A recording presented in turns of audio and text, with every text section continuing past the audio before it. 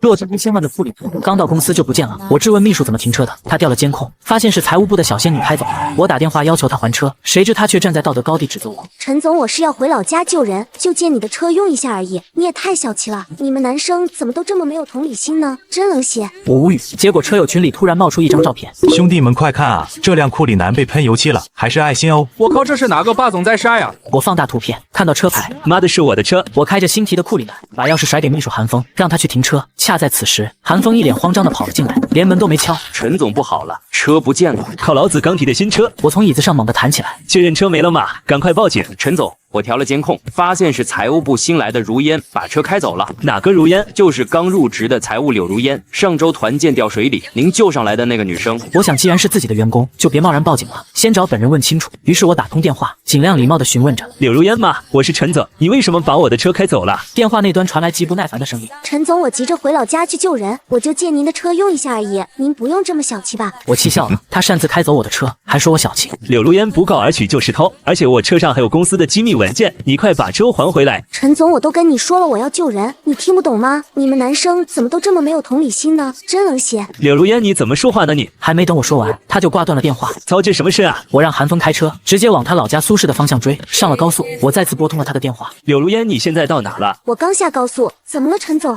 你不会来追我了吧？没错，我就是来找你拿车的。你在出口等我一下，把车和文件给我。你着急回家的话，我让韩风送你回去。我自认为这个方案已经充分考虑他的处境，他肯定会同意的。谁知他一口拒绝了。我不能停，我必须马上回家。只听电话那端传来了发动机的轰鸣声，他在加速。新车别开太快，车在我手里，我爱怎么开就怎么开，你管不着。你这么有钱，差这一辆车吗？我握着电话的守不住的颤抖，他真的太不讲理了。我也懒得废话，直接告诉他：柳如烟，你这是偷盗行为，你赶快在出口停车。他又挂断了我的电话。神经病啊！韩风，我已经充分考虑到他的需求了，我还说让你送他回去，他不仅不还车，反倒说我没人性。我气得想骂人。车友群里突然弹出一张照片，兄弟姐妹们快看啊，这辆库里南被喷油漆了，还是爱心哦！我靠，这是哪个霸总在晒啊？我放大图片，车牌号清清楚楚。妈的是我的车，车身被粉红色油漆喷满了爱心盒了。柳如烟这个傻叉！我立刻回拨电话，声音都在抖。柳如烟，我的车是不是被喷花了？是。谁干的？我干的。你为什么这么做？我就是想让你记住我，我和别人不一样。你他妈有病啊！你是和正常人不一样，你他妈快把车还给我！不管你在哪，你马上靠边停车，我现在就去找你拿车。陈总，你再对我大呼小叫的，我就把你车里的文件烧了。你敢？那是公司商业机密，你看我敢不敢？电话第3次被挂断，我气得差点原地爆炸，转头对着韩风说：开到最快，马上去柳如烟家，开到最快去他家。陈总，咱们报警吧，那份文件太重要了。不行，必须先拿回文件。车子开进云村，在一位热心大叔的指引下，我们到了村子最东边一间杂草丛生的院子，但我的库里南并不在这里。韩风上前敲门，一个干瘦的老头开了门。请问这是柳如烟的家吗？老人点点头。柳如烟在哪？我找她有急事。着急也没用，你俩看对眼，也得成分上合适才行。如烟是贫农，你是地主，你娶不到如烟的。老人家，我不想娶她，我来拿我的车和文件。有组织上的文件，特批你和如烟结婚了。老人说完就进屋了，我和韩风面面相觑。片刻后，老人抱着一个灵位出来，儿子如烟终于要结婚了，这是组织上特批的女婿。我吓得赶忙推开他，拉扯间院外传来一个尖利的女声：喊什么喊？又犯病了！一个瘦小黝黑的女人走了进来，一脸横肉。我闻声看去，一个瘦小黝黑的女人走了进来。女人见了我和韩风，先是一愣，又马上摆出一脸凶相。你们俩是谁？怎么能随便闯进我家？我们没有闯入您家，是这位老伯给我们开的门。我们是……我不管你们是谁，马上给我滚出去！柳如烟不等我说完就挂电话，她妈妈又随意打断别人说话，他们家真是祖传的没礼貌。随后，女人又对着老人说道：你这个老不死的，整天惹事，是人是鬼都不知道，就敢放进来。这是如烟的男人，你不是一直催如烟嫁人吗？现在嫁出去了。别乱说，如烟在大城市扎了根，马上嫁给有钱人了，你别在这造谣。说着，女人推推搡搡的把老人赶进屋里。女人出来时，见我和韩风还在院子里，大声呵斥道：你俩马上滚出我家，否则我要报警了。我真是受不了了，我丢了车和文件，我还没报警呢，他却要报警。韩风怕我说话冲惹事，把我往他身后推了。大姐，我们是柳如烟的同事，我们找她有急事。你们俩男的追我女儿都追到家里来了，我女儿马上嫁入豪门了，你们可别来败坏她的名声。你女儿嫁给谁跟我们没关系，但她私自开走我的车，现在又玩消失，我可以报警说她偷车。你现在最好马上联系她，立刻回来还车。女人被我的怒吼镇住了，沉默了片刻，而后她眼珠一转，计上心来。我女儿偷你的车，我女儿的未婚夫不知道多有钱，什么车没有，还要偷你的车，你们这是诬陷。是不是诬陷？你把柳如烟叫回来一问便知。女人见我很笃定，也开始疑心，但碍于面子，又不肯按我说的做。韩风凑上前给他台阶下。阿姨柳如烟既然找了有钱的未婚夫，肯定不想与其他男人有瓜葛。我们在这里吵吵闹闹，也影响她的形象。您快把她叫回来，解释清楚吧。你这说的还算巨人话。说罢，他转身打了个电话，手捂着嘴，小声说了几句，挂断电话就进屋去了，只扔下一句话：你们等着吧。我和韩风回了车里，我特意让韩风把车头对着柳如烟家门口。等到夕阳西下了，我看到了一辆彩绘库里南缓缓驶来，我心疼的眼泪都快飙出来了，简直比我自己被泼油漆还难受。车门打开，一个笨重的身体一挪一挪地下了车，是柳如烟。后座下来一个20多岁的少年，头发干枯直立，怀里抱着一条黄色土狗。我立马下了车，迎面走上去大喊：柳如烟，陈总冷静。陈总，你追我都追到家里来了呀？废话，你开走我的车，我能不来找你吗？柳如烟向身后摆了摆手，少年抱着狗，拿了一大袋子要进院去。我伸出手，柳如烟把车钥匙给我。柳如烟仰头看着我，慢慢的眨着眼，她的眼睛还蛮大的，忽闪忽闪的，但此刻我只觉得恶心。快点把车钥匙给我。陈总，您别这么大声，我害怕。他做出一副可怜柔弱的表情，但他演技太差了，只表现出矫揉造作。你不想我吼你，倒是快把车钥匙给我。他的眼泪扑簌簌的流下来，我猝不及防。我家小狗病了，我只是带它去城里看医生，没想到你这么咄咄逼人，一路追到我家，现在又吼我。什么？你不是说你去救人吗？你救的是你家狗子。对啊，小狗也是我的家人啊，这种感觉你是无法理解的。柳如烟，我确实无法理解你的脑回路。你家里这么多人，就非要你带狗去看病吗？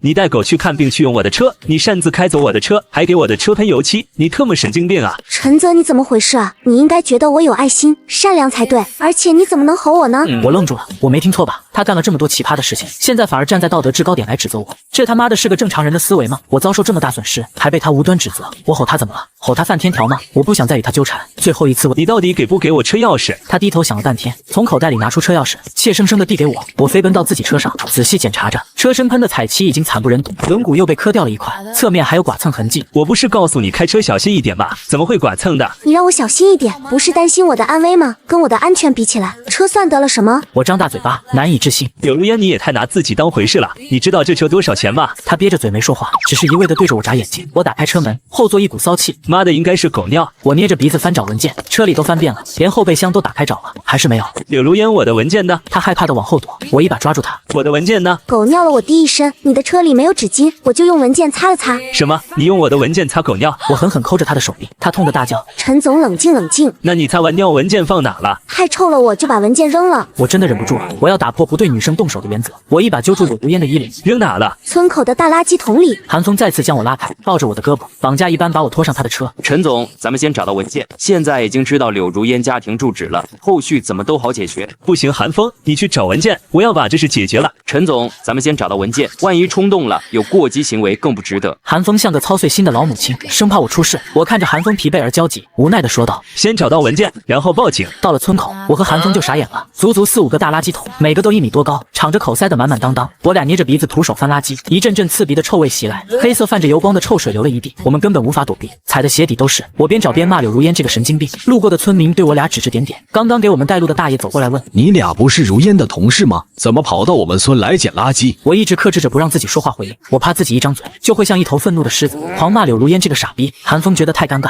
只能礼貌的回应：大爷，我们不是捡垃圾的，是丢了重要文件，在这找呢。什么重要文件？你们该不会是来偷东西的吧？城里人这么穷吗？要跑到农村来翻垃圾？我狠狠地扒拉着这些垃圾，感觉每个垃圾都像柳如烟的脸，让人作呕，恨不得狠狠踩在脚下。翻了半个多小时，终于找到一沓浸满臭水的文件，纸张吸满了污水，膨胀的合不拢，臭气冲天。我找了个袋子把文件装起来，往后备箱一扔，上车直奔柳如烟家。我必须找这个傻逼理论清楚，让他赔我损失。我咣咣猛拍柳如烟家的大门。干什么呢？报丧呢？柳如烟，你给我出来，赔我的损失。柳如烟缓缓走出。赔什么损失？车身彩绘剐蹭，内饰污染，初步定损不低于20万。柳如烟和他妈都惊呆了。你怎么可以跟我要钱呢？我不跟你要是跟谁要？你在说什么？我的准男友就是你啊！我吓得后退一大步。什么？你就是如烟的有钱男朋友？那你今天是来提亲的？胡说八道，谁是你男朋友？陈泽，咱俩是相互喜欢的，团建我掉河里，你第一时间救我，把唯一的干衣服给我穿，你还说我穿裙子好看，那是见义勇为。建议你换衣服是因为公司形象，我不喜欢你。你就是喜欢我，我每天给你带早餐，你从没拒绝过。你今天追到我家，也是关心我的安危，你面对现实吧。我操，终于找到正主了，原来那些油腻的早餐是他送的，我特么不是不拒绝，是找不到人拒绝啊！我要是知道那是他送的，早把鸡蛋灌饼在他脸上了。